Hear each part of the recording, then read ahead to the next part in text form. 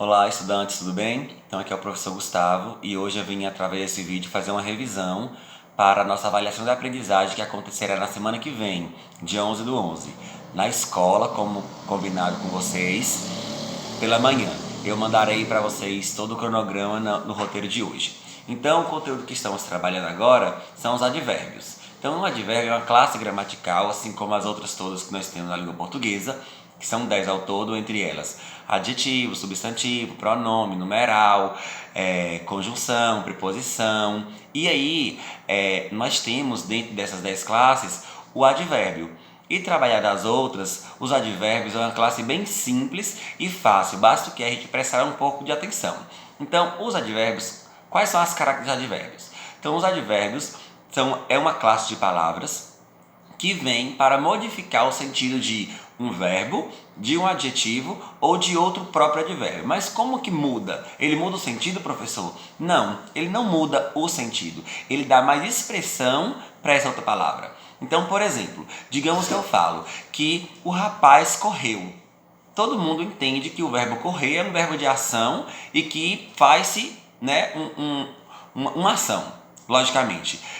E quando eu coloco um advérbio nessa frase, eu consigo entender melhor este verbo. Então acaba modificando um pouco o verbo, de fato. Como, por exemplo, digamos, o rapaz correu lentamente. Então não é só correr, mas ele correu de forma lenta. Então lentamente aí é um advérbio de modo. Então dentro da classe dos advérbios vamos ter algumas funções dos advérbios. Assim, nos substantivos nós não temos substantivo simples, comum, próprio, composto, abstrato. No advérbio nós vamos ter os tipos de advérbios. Então nós vamos ter o advérbio de modo, o advérbio de tempo, o advérbio de afirmação, de negação, de dúvida, de intensidade, o advérbio de lugar. Então os advérbios eles têm a função de melhorar o entendimento da frase. Professor, o advérbio ele é necessário dentro da frase? Não. Ele não é necessário, mas ele é importante. Então, quando eu utilizo os advérbios dentro de uma frase, para o contexto da frase, vai ficar mais expressivo, mais criativo.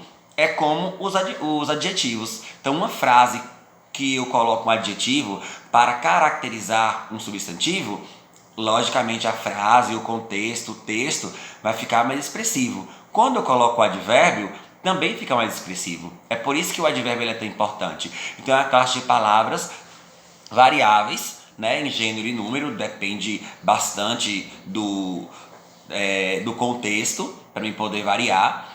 É uma classe de palavras que eu posso utilizar em diversas funções. Então, o advérbio de tempo, aqui, ali, acolá. Advérbio de lugar, desculpa, eu confundo.